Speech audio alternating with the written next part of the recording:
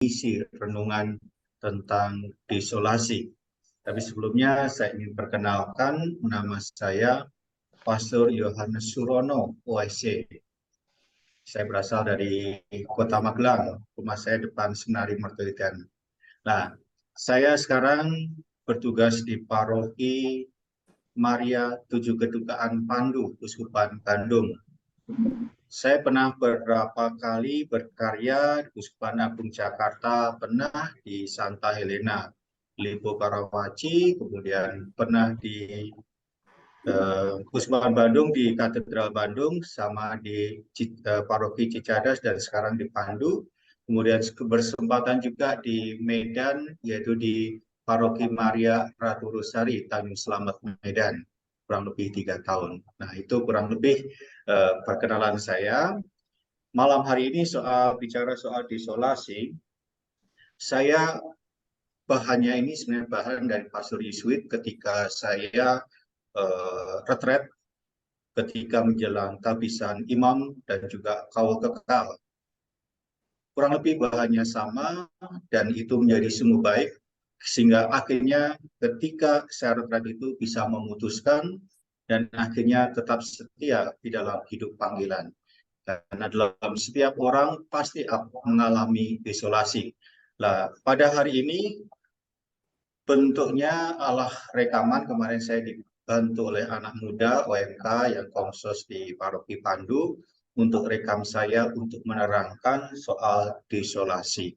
Nah, tapi nanti juga ada PowerPoint-nya di belakangnya. Nah, sekarang akan kami silahkan untuk hostnya, ya, Saudara Yus, untuk memutarkannya.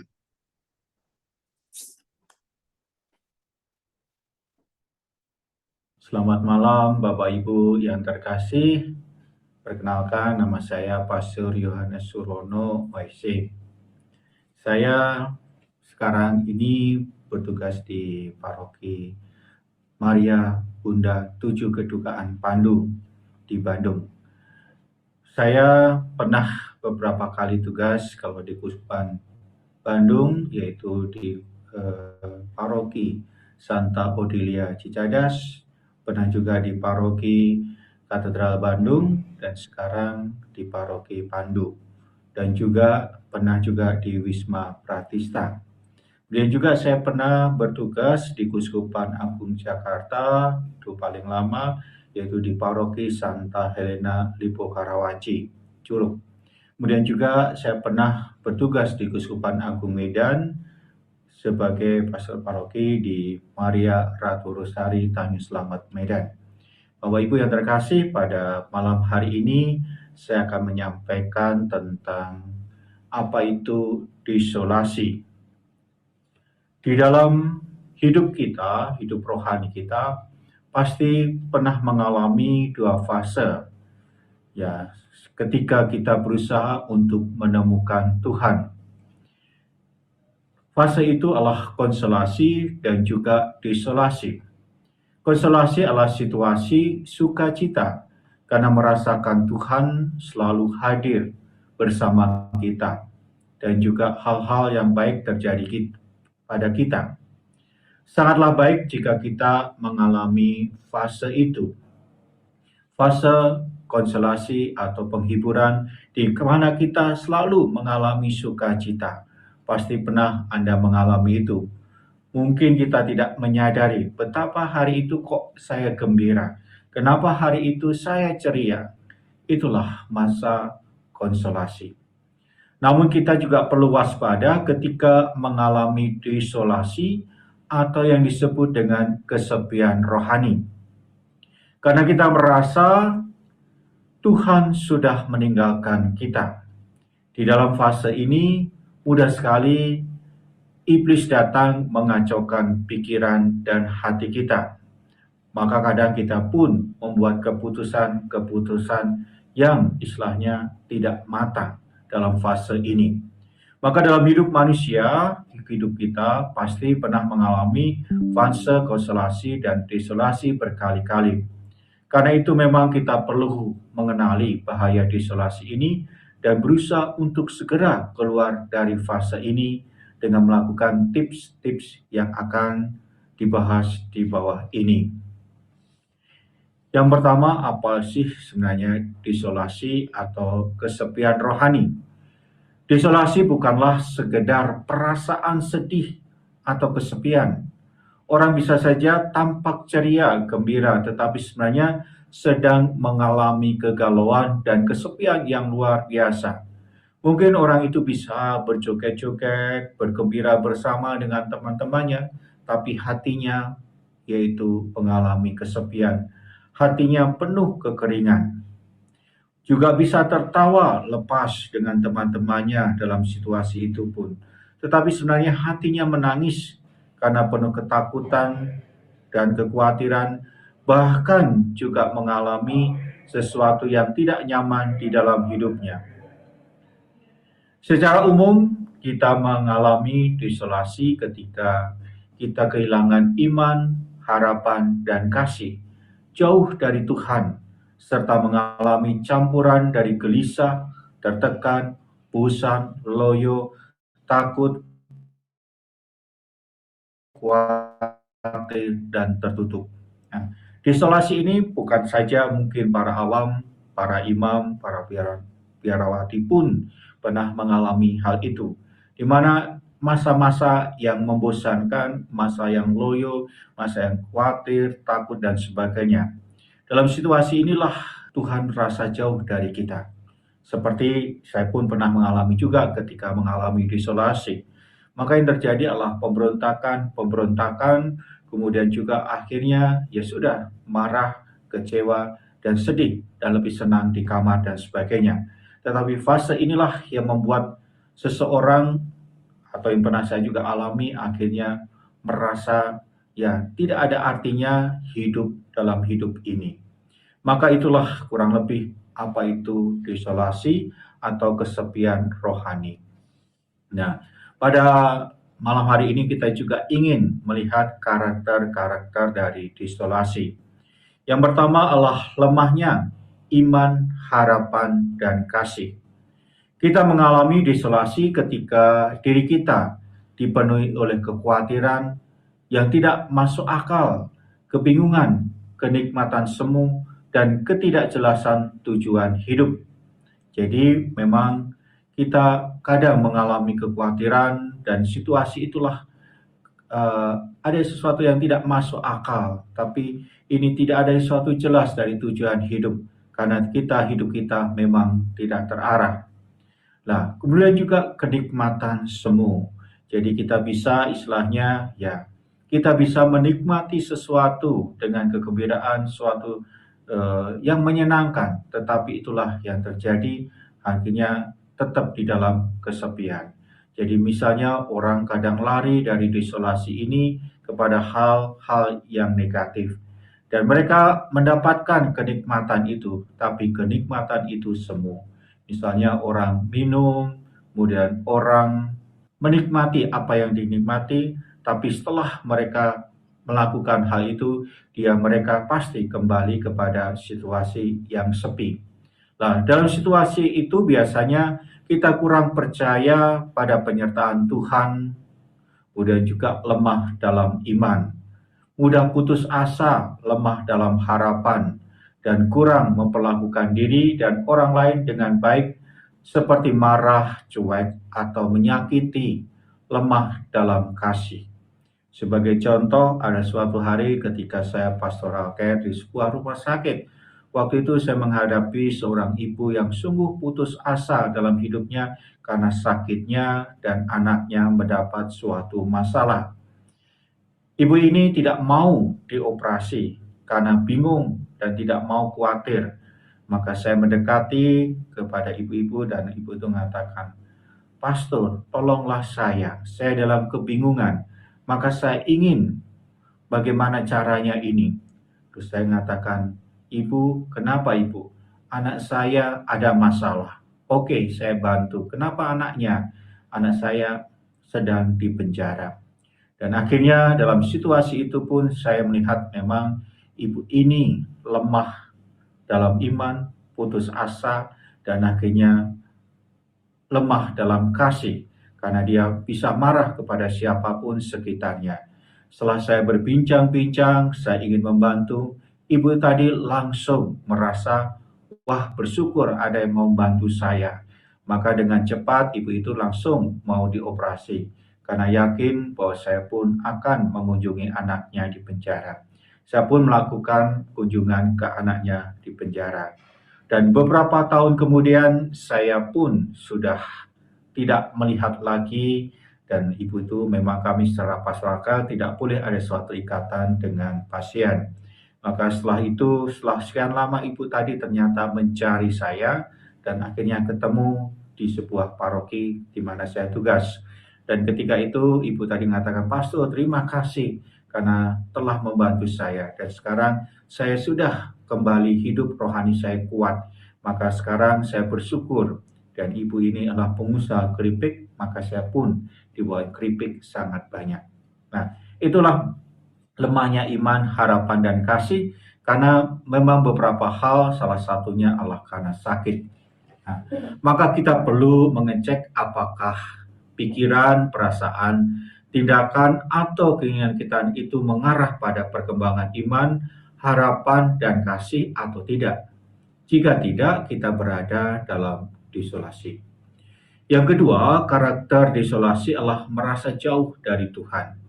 Kita mengalami desolasi juga ketika kita merasa sendiri, merasa ditinggalkan oleh Tuhan. Ketika kita berada dalam masalah, kadang kita tidak bisa merasakan Tuhan yang hadir dan membantu, meskipun Tuhan tetap menyertai kita. Doa kita lalu terasa kering, formalitas, dan menyenuhkan. Kemudian yang ketiga, penuh dengan keresahan dan kegelisahan. Dalam situasi ini hati kita tidak tenang, rasa takut, marah, malas, dan lainnya akan mengganggu kita.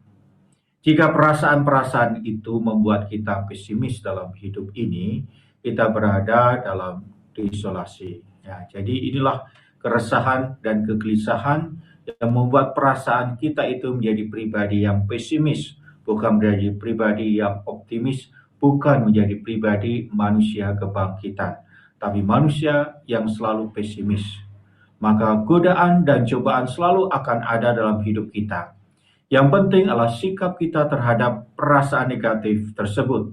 Kita bisa mengendalikan sikap kita terhadap perasaan itu. Sebenarnya perasaan bisa kita kendalikan, karena Tuhan telah memberikan banyak, yaitu budi, akal budi kita untuk mampu mengendalikan perasaan itu, supaya perasaan yang negatif tersebut menjadi perasaan yang positif. Maka kalau dalam situasi ini, kegelisahan dan kekhawatiran, maka godaan dan cobaan selalu bisa ada dalam hidup kita. Kemudian yang keempat, mengalami kebingungan. Merasa bingung adalah hal yang biasa, karena banyak hal yang tidak pasti dalam hidup ini. Kebingungan menjadi desolasi ketika kita menjadi sedih berlebihan atas kebingungan tersebut. Dalam situasi ini, orang kehilangan arah atau tujuan hidupnya. Maka orang tersebut perlu melihat kembali cita-cita atau mimpi yang ingin dicapainya, supaya bisa lepas dari rimba kebingungan. Nah, itulah kadang hidup kita mengalami kebingungan, karena hidup kita kadang tidak terarah. Dan kebingungan itu berlebihan dan menyebabkan rasa sedih. Maka orang kehilangan arah dan tujuan hidupnya. Maka disinilah kita perlu kembali tentang cita-cita kita. Apa sih cita-cita hidup kita? Maka kita itu perlu bertanya. Karena dengan bertanya tentang tahu cita-cita hidup kita, maka hidup kita akan menjadi lebih semangat. Nah, itulah kadang manusia tidak pernah berpikir bahwa mempunyai cita-cita. Memang cita-cita secara pekerjaan oke, tapi kita punya arah dan tujuan hidup, yaitu yang harus sesuai dengan Kristus sendiri. Misalnya, sebagai saya ingin menjadi pribadi yang sempurna seperti Bapa di surga sempurna adanya, itu misalnya bisa menjadi cita-cita.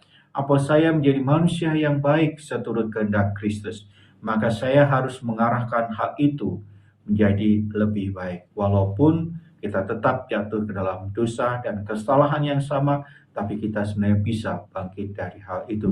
Supaya kalau ada arah dan cita-cita, kita hidup ini selalu optimis.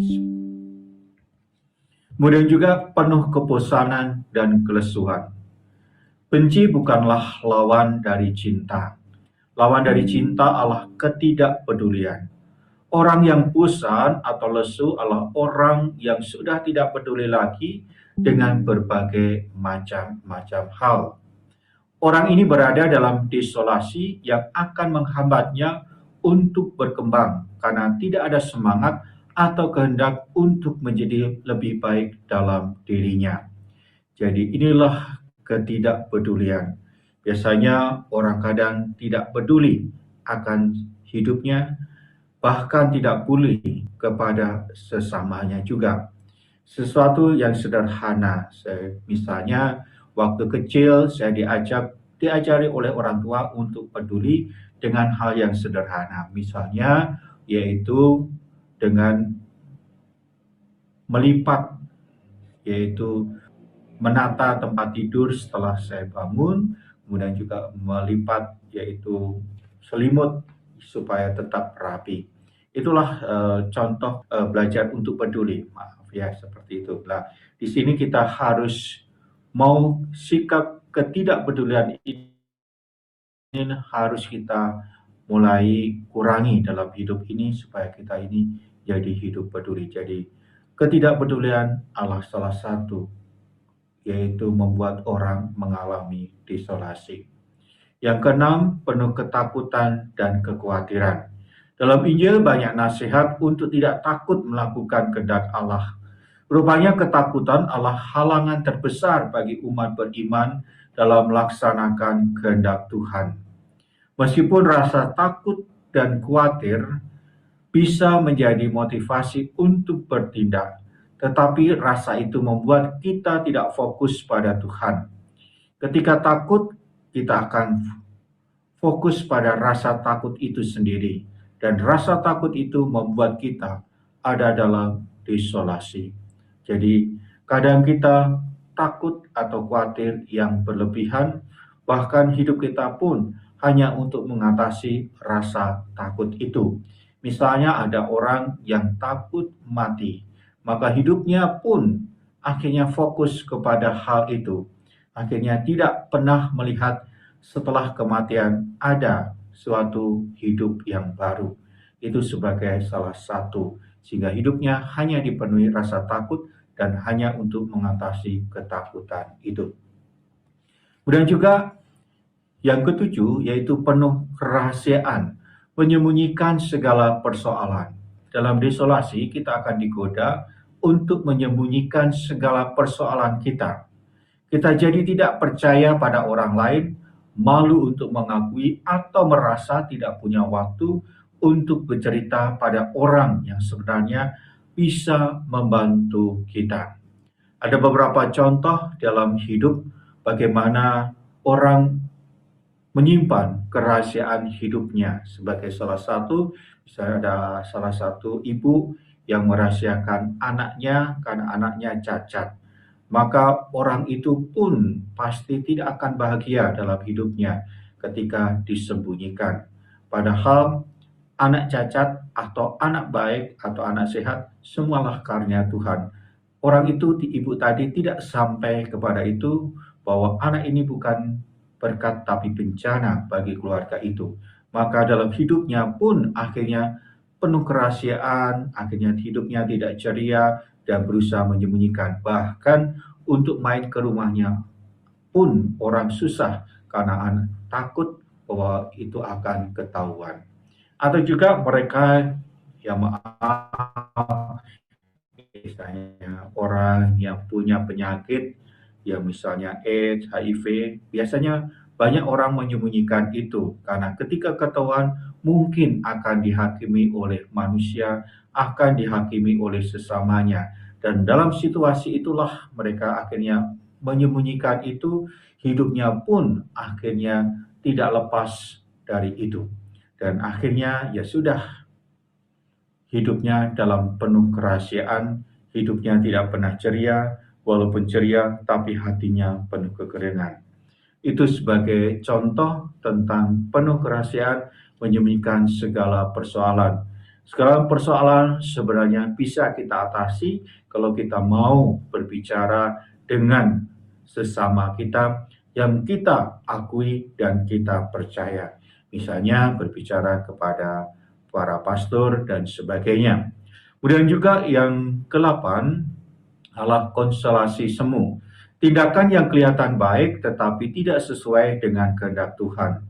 Konstelasi semu adalah perasaan, pikiran, dan motivasi yang tampak bagus dan suci awalnya, tetapi akhirnya tidak membawa tindakan yang dikehendaki Tuhan. Misalnya saat musim ujian, kita misalnya anak-anak itu malah banyak berdoa daripada belajar. Berdoalah sesuatu yang baik, tetapi ketika dilakukan lebih banyak saat ujian menjadi kurang tepat. Jadi demikian, hanya mengandalkan doa, tidak pernah belajar. Atau juga ada orang tua menyayangi anaknya dengan menuruti keinginan anaknya itu, sehingga sang anak tidak bisa hidup mandiri.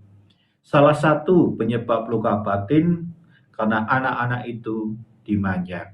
Memang secara materi semua dipenuhi, secara apapun dipenuhi, tetapi membuat anak itu tidak mandiri bahkan luka batin. Maka kalau di rumah retret Pratista, anak-anak yang demikian itu ketika merasakan ada kehangatan di Pratista ketika retret, mereka pun akhirnya tidak ingin pulang. Karena di situ merasa ada sesuatu yang lebih, walaupun di rumah mereka sangat dimanja. Maka dalam situasi itu mereka biasanya menangis, kemudian tidak ingin pulang, ingin betah. Tapi saya selalu mengatakan anak-anak, marilah kita turun ke gunung, ke dunia yang nyata. Karena di Pratista bukan memang dunia yang lain, dunia yang indah, tapi kita harus turun gunung untuk hidup di tengah dunia yang penuh tantangan. Itulah mengapa orang kelihatannya baik memberikan kepada anaknya berlebihan, tetapi sebenarnya itulah kurang baik juga. Kemudian yang ke-9 adalah kombinasi, artinya karakter-karakter di atas yang saya sebutkan tadi bisa saling bergabung. Misalnya kita bisa mengalami desolasi karena penuh ketakutan dan kekhawatiran sehingga mengalami kebingungan dan tidak ingin menceritakan pada orang lain karena takut ditertawakan. Atau juga tadi mengalami seolah-olah mengalami konstelasi semu padahal kita sedang mengalami desolasi. Nah, Bapak, Ibu, dan Saudara terkasih, mengapa orang bisa mengalami desolasi? Saya melihat ada 3 alasan yang diberikan oleh Santo Ignatius. Memang inilah dari desolasi, konstelasi ini sebuah tulisan dari Santo Ignatius yang sungguh bisa membawa kita untuk menuju kehidupan rohani yang lebih baik. Yang pertama alasan mengapa orang mengalami desolasi, karena kesalahan kita sendiri. Malas terlalu longgar dalam latihan rohani, sehingga energinya tak berkobar-kobar dan tidak memicu apa-apa. Artinya konstelasi atau hiburan rohani hilang dari hidup orang itu. Jadi kita hanya karena kesalahan kita, karena kita malas longgar dalam latihan rohani. Kita tidak pernah ke gereja, tidak pernah doa pribadi, tidak pernah doa rosario dan sebagainya.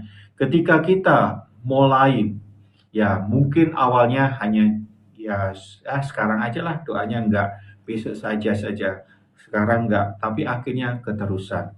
Persis kalau orang yang mungkin dari Anda yang merokok, awalnya dulu coba-coba, coba kok enak, dan akhirnya keterusan. Demikian juga dalam hal rohani. Tadinya malas dan malasnya akhirnya keterusan karena sudah rasa nyaman. Misalnya juga saat-saat ini, ada orang yang belum bisa atau ikut perayaan Ekaristi secara offline, tapi masih ada yang mengikuti online karena takut, dan sebagainya. Nah, jadi atau juga keterusan ketika online kok nikmat di rumah ya, akhirnya saya malas ke gereja. Ini sebenarnya kita diharapkan tidak terlalu longgar akan hidup rohani ini, tapi mau terus-menerus membuang kemalasan itu. Yang kedua, karena Tuhan mau melihat sejauh mana iman kita bertahan jika tidak mengalami konsolasi, mendapatkan berkat, atau jangan-jangan iman kita pun bersyarat. Jadi yang kedua ini, mengapa orang diisolasi? Karena memang Tuhan sendiri ingin melihat sejauh mana iman kita itu bertahan dalam situasi itu. Maka contohnya adalah kisah Ayub dalam perjanjian lama. Ayub diberi anugerah oleh Tuhan, anak yang banyak, kemudian juga diberikan harta yang cukup berlimpah dan sebagainya. Tetapi Tuhan suatu hari menguji lewat iblis bagaimana semua yang ada dalam diri Ayub itu diambil. Anak yang 7 meninggal, yang laki-laki, dan yang 3 perempuan mati juga. Kemudian juga habislah harta-hartanya. Dan apa yang dikatakan oleh Ayub, bahwa dia mengatakan, ketika aku keluar dari itu telanjang dan aku akan kembali telanjang. Tuhan yang memberi dan Tuhanlah yang mengambil. Jadi Ayub ini menyadari apa yang dimiliki oleh Allah, Allah miliklah Allah, bahwa dia hanya dititipin apa yang diberikan oleh Allah ketika di dunia ini. Karena ketika di dunia, ya ketika lahir Ayub ini telanjang, maka dalam pulang itu telanjang. Artinya kita tidak membawa harta dari kecil, tapi harta itu ketika kita mulai besar, kemudian diberi dan Tuhan memberi. Maka disitulah Ayub menyadari pemberian itu bukan hanya hasil sendiri, tapi merupakan yaitu dari Allah sendiri. Maka Ayub pun bisa keluar dari hal itu. Itu belum selesai, Ayub masih diuji kembali ketika yaitu dia kena penyakit. Bahkan istrinya pun menyarankan supaya Ayub yaitu lari dari Allah, tidak beriman lagi kepada Allah. Tapi Ayub tetap berpegang dan taat kepada Allah.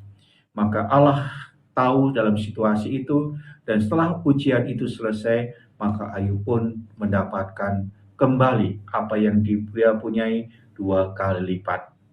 Itulah dari kisah Ayub. Bagaimana sejauh mana iman kita itu diuji oleh Tuhan dan dengan apakah kita bertahan atau tidak. Yang ketiga, karena kita membutuhkan sarana untuk memahami bahwa konstelasi hiburan rohani bukan hanya berasal dari usaha manusia sendiri, sehingga kita tidak menjadi sombong atau merasa semua yang sudah didapat Allah karena usaha kita sendiri. Secara manusiawi, kita akan merasa lega kalau kita sudah menjalankan tugas atau pedoman doa secara disiplin, tetapi kelegaan itu tidak otomatis berarti konsolasi.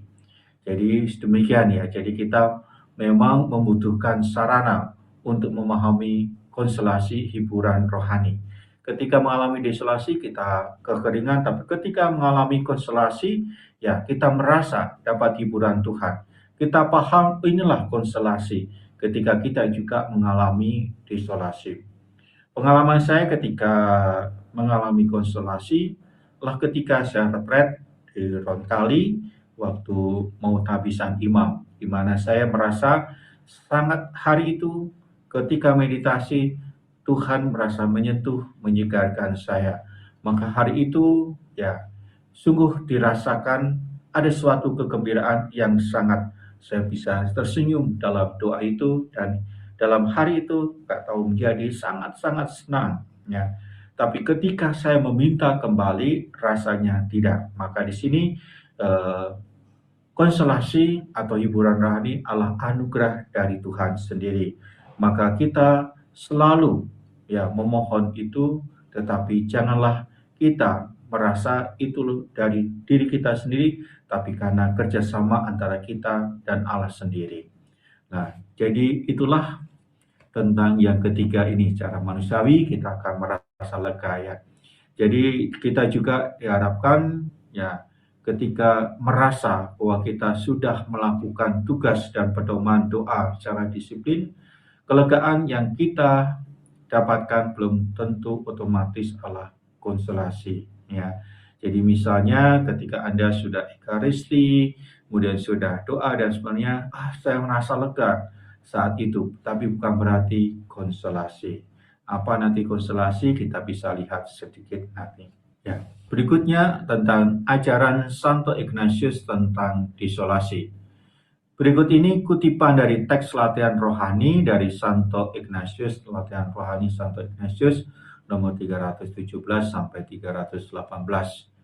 Yang kunamakan kesepian ialah semua kebaikan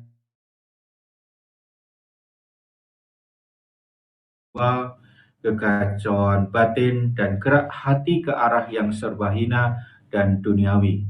Bingung menghadapi berbagai bujuk dan godaan yang menyeret orang ke arah hilangnya kepercayaan, tanpa harapan, tanpa cinta. Jiwa ada dalam keadaan lesu, kendor, sedih, seakan-akan terpisah dari pencipta dan Tuhannya. Karena seperti halnya hiburan adalah kebaikan kesepian, begitu pula gagasan-gagasan yang keluar dari hiburan juga kebaikan dari gagasan-gagasan yang keluar dari kesepian. Itulah yaitu desolasi atau dinamakan kesepian adalah kemana semua kebalikan dari hiburan rohani. Jadi seseorang mengalami kegelapan, melalui jiwa yang kacau, batin yang kacau, dan gerak hati yang serba hina dan duniawi. Jadi hidup ini seolah tidak ada artinya. Pada waktu kesepian seperti itu, janganlah sekali-kali buat perubahan, tetapi teguh dan tetap dalam niat dan keputusan yang dipegang pada hari sebelum kesepian, atau dalam keputusan yang dipegang teguh selama hiburan dan memberi petunjuk kepada kita dalam kesepian, terutama roh yang buruk yang membimbing kita. Mustahillah kita dengan petunjuk-petunjuknya dapat menemukan jalan ke arah keputusan yang benar. Maka sekali lagi dalam kesepian, janganlah sekali-kali membuat perubahan atau sebuah keputusan. Sebagai contoh adalah para biarawan biarati yang keluar terutama bukan karena lawan jenis, tapi karena ketika mengalami desolasi, mereka cepat memutuskan, saya keluar. Padahal ketika keluar, apakah mereka bahagia? Tidak juga mereka bahagia. Dari sekian imam atau biarati yang keluar, saya juga pernah bertanya kepada mereka, apakah mereka bahagia? Ketika di luar, mereka mengatakan tidak. Tetapi mereka mengatakan, saya tetap bahagia sebenarnya di biara. Tapi apa dikata? Demikian juga ketika mengalami misalnya keluarga sekarang, misalnya gampang kadang ketika tidak cocok dengan pasangannya atau mengalami situasi desolasi, mereka selalu mengatakan, ya sudah, kalau tidak ada sesuatu jalan, kita langsung mengatakan cerai. Orang mudah mengatakan cerai, tanpa mau bagaimana membangun kembali. Padahal itu dalam situasi desolasi. Ya. Memang dalam kesepian kita tidak boleh mengubah niat-niat semula, tetapi besarlah faedahnya jika kita dengan keras mengubah diri dalam menghadapi kesepian itu. Misalnya dengan lebih tekun dalam doa, meditasi, lebih keras memeriksa diri, dan menambah ukuran laku tapa atau penitensi yang sesuai. Misalnya seorang yang sudah baptis dewasa, beberapa tahun kehilangan gairah hidup dan mulai ragu-ragu dengan sistem kepercayaan Katolik. Dalam kelesuan rohani ini, ia tidak boleh memutuskan pindah agama, tetapi bisa saja bersering hadir dalam perayaan Ekaristi atau doa devotif, semula hanya setiap minggu dan hari raya. Dalam kelesuan rohani menambah frekuensinya jadi 2 kali seminggu. Jadi dalam mengalami desolasi, sekali lagi, jangan mengubah niat semula, jangan mengubah apa yang cita-cita hidup kita, tapi cobalah untuk selalu tetap bertahan dengan mengolah hidup rohaninya lebih daripada yang sudah ada.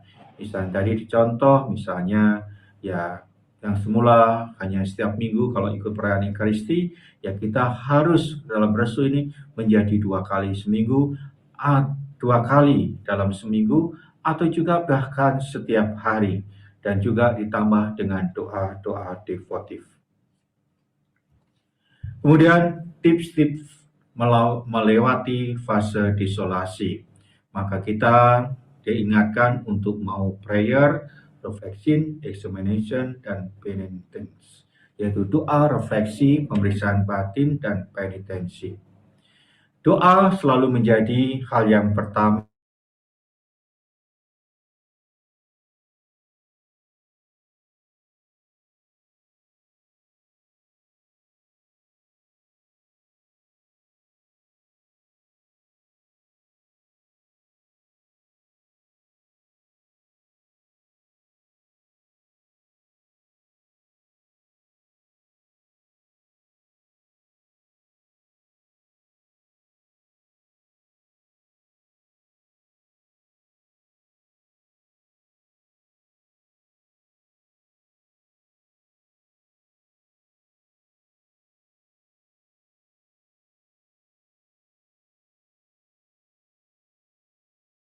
tidak diperlukan, tidak ada gunanya bukti bahwa Tuhan telah meninggalkan kita. Jadi, yang bagaimana kita belajar membuat refleksi. Ya, refleksi itu menjadi penting dalam hidup sehari-hari karena kita tahu akan keadaan kita. Kemudian ketika melihat refleksi ini, kita bisa melihat kembali perjalanan hidup kita dan juga perjalanan hidup kita dengan Tuhan.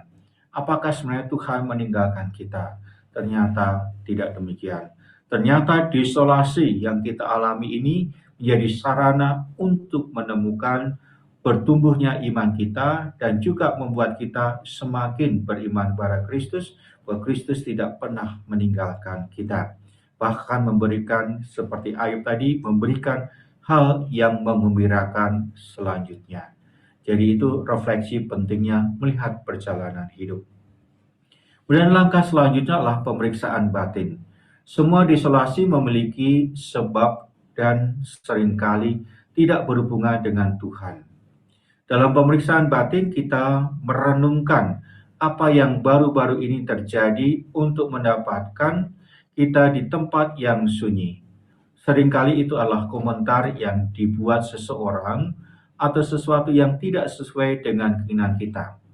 Pada awalnya kita hanya samar-samar menyadari hal ini. Kita mungkin tidak begitu yakin.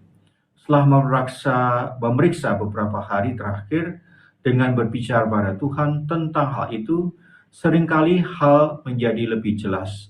Setelah menyadari mengapa kita berada dalam keadaan sedih, kita dapat mengambil tindakan yang tepat untuk memeranginya, seperti memaafkan seseorang yang menyakiti kita, atau meminta maaf jika kita melakukan kesalahan. Nah, jadi langkah yang kedua tadi adalah pemeriksaan batin, di mana semua desolasi memiliki sebabnya. Mengapa? Salah satunya dari sebagai contoh adalah memaafkan. Jadi kalau kita belum mampu memaafkan orang atau kita jengkel pada orang, maka kita pun dalam situasi apapun ketika bertemu dengan orang itu, maka hidup kita tidak akan bahagia. Nah, kalau kita mampu memaafkan, maka saya dikira disinilah kita akan mengalami ya konsolasi atau penghiburan rohani, yaitu akhirnya kita lega, hidup kita lebih cerah, hidup kita lebih nyaman. Tapi kalau kita tidak mampu memaafkan seseorang, hidup kita pun akan tidak pernah tenang dalam hidup ini, apalagi bertemu dengan orangnya. Dan kalau tidak mau memaafkan, bisa juga akan membawa kita menjadi pribadi yang sakit pikiran, dan juga sakit secara fisik. Nah, itulah tentang pemeriksaan batin menjadi penting. Beberapa kesedihan perlu dilawan dengan kesabaran. Cara terbaik untuk mencapai hal ini adalah dengan penitensi. Ini seharusnya sesuatu yang kecil untuk menahan desolasi dan untuk menunjukkan roh jahat bahwa kita itu bisa melawan. Sebuah aksi penitensi yang cocok misalnya adalah dengan mengucapkan doa tambahan, tidak makan dessert atau berdoa 1 menit ekstra dari waktu doa biasanya. Tanyakan kepada Tuhan penitensi apa yang cocok untuk membantu kita melewati kesedihan kita. Kalau tadi sudah refleksi, kemudian pemeriksaan batin, maka di sini adalah perlunya penitensi. Penitensi, kalau Anda pernah mengaku dosa, maka pastor memberikan penitensi dengan doa ini, doa itu, dan sebagainya. Itu merupakan sesuatu yang akhirnya untuk berefleksi dan membuat kita menjadi, inilah Tuhan, saya ingin ya memberikan sesuatu yang terbaik bagi Engkau. Ya di sini. Dan di sini tadi katakan apa sih yang cocok untuk membantu kita melewati kesedihan itu. Tuhan, apa sih yang cocok? Minta penitensi yang berguna bagi kita. Jadi seperti itu. Itu tentang penitensi. Kemudian yang kedua, yaitu untuk mengatasi itu mempersiapkan diri untuk diisolasi. Ketika dalam penghiburan, bersiaplah untuk diisolasi. Dan apa yang akan kita lakukan berada dalam situasi tersebut. Biarlah kita berpikir bagaimana kita akan bertingkah laku dalam diisolasi yang akan datang dengan mengambil kekuatan baru untuk saat itu. Jadi diisolasi adalah pengalaman. Ketika hari kita mendapat konsolasi, ketika konsolasi kita pun selalu siap dalam hidup ini mengalami desolasi. Kemudian yang ketiga, selalu rendah hati. Bersikaplah rendah hati dalam penghiburan dan dalam kesedihan. Ingatlah bahwa kita memiliki cukup anugerah untuk mengambil kekuatan dari Tuhan. Bila kita sebagai orang yang dihibur, berusaha merendahkan diri kita sebanyak yang kita bisa, memikirkan betapa kecilnya kemampuan kita di saat desolasi tanpa rahmat atau penghiburan dari Tuhan. Sebaliknya kita berada dalam desolasi, pikirkanlah bahwa kita dapat berbuat banyak dengan kasih karunia Allah yang cukup untuk melawan semua musuh kita, mengambil kekuatan di dalam Sang Pencipta dan Tuhan. Jadi yang ketiga ini kita diharapkan untuk rendah hati, dan juga bahwa kita sudah memiliki cukup anugerah dari Tuhan, dan apapun yang diberikan Tuhan adalah suatu anugerah bagi kita. Maka dalam hidup ini hendaknya selalu rendah hati. Jangan merasa menjadi diri yang lebih daripada orang lain. Tapi rendah hati berarti saya mau sama dengan yang lain. Ya. Kemudian yang keempat, berdiri kuat. Bagaimana musuh bertindak ketika menghadapi kekuatan atau kelemahan. Sudah sepatutnya musuh dilemahkan dan kehilangan semangat melarikan diri dan menghentikan godaannya ketika kita melatih diri kita dalam hal-hal rohani dan menghadapi godaan musuh dengan tegas. Melakukan apa yang sangat bertentangan dengan musuh kita. Sebaliknya, jika kita mulai takut dan putus asa ketika mengalami godaan, menghadapi hal yang terburuk, yaitu terseret ke dalam keinginan musuh kita yang mempunyai intensi yang jahat. Jadi, kita diharap untuk berdiri kuat, untuk melawan musuh, yaitu setan sendiri, bagaimana kita tidak tergoda apapun. Godaan bisa membawa kita jatuh, tapi tantangan membuat kita semakin kuat. Yang kelima, memecahkan kesunyian. Ketika roh jahat membawa tipu muslihat dan bujukan kepada jiwa kita, ia menginginkan kita untuk menerima ini dengan diam-diam. Ketika kita mengungkapkannya kepada Bapa melalui sakramen rekonsiliasi atau kepada figur spiritual kita yang mengetahui tipu daya dan rancangan jahat, hal ini akan sangat membebani roh jahat tersebut. Roh jahat itu akan merasa bahwa ia tidak akan dapat berhasil dengan usaha yang jahat yang telah dimulai karena tipu dayanya telah terungkap. Ya, jadi memecahkan kesunyian dengan bagaimana kita melawan roh jahat. Karena roh jahat selalu ingin membawa kita kepada sesuatu tipu yang muslihat, artinya kelihatan bagus tetapi tidak bagus.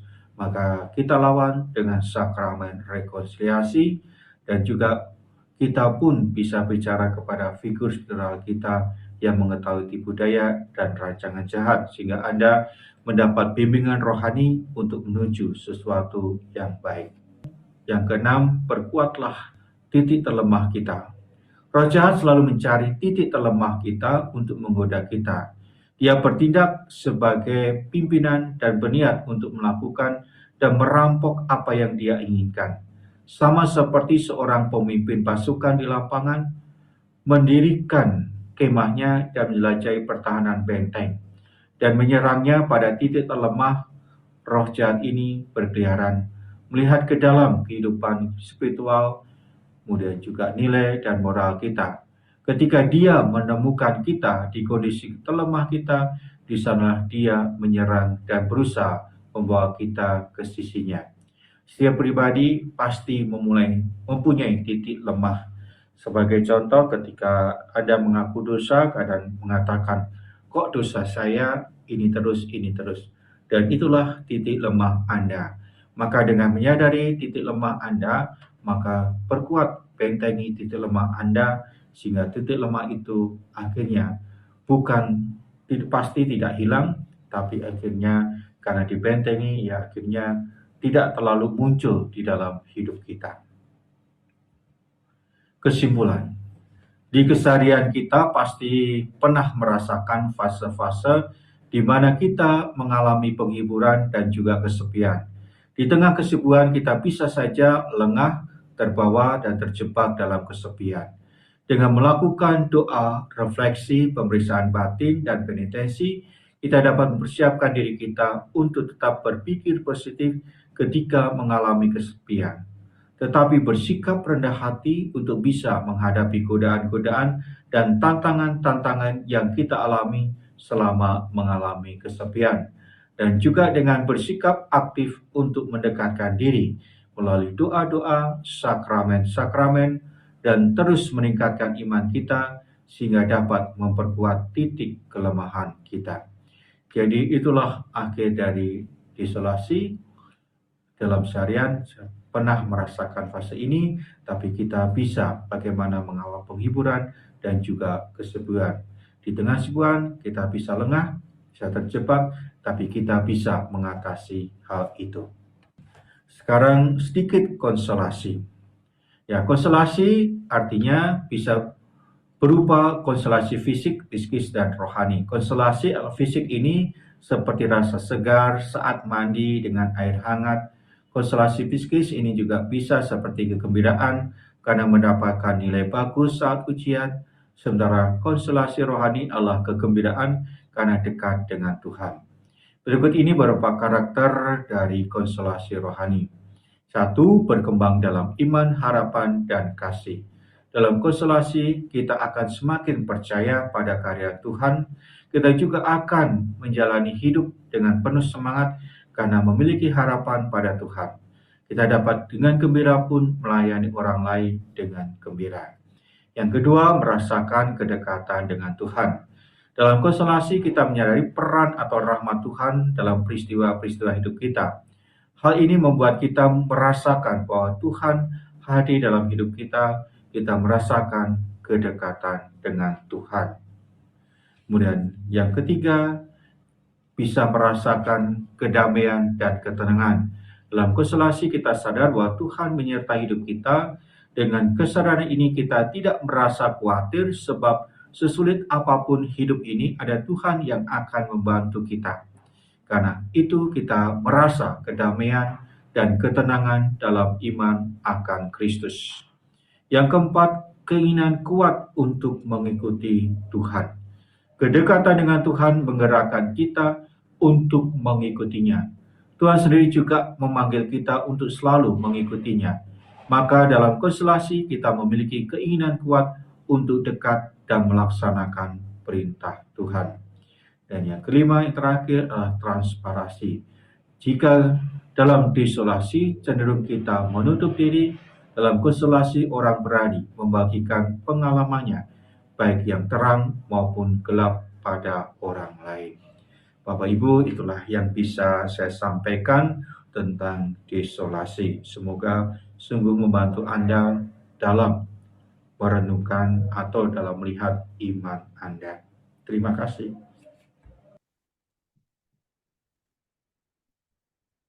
Terima kasih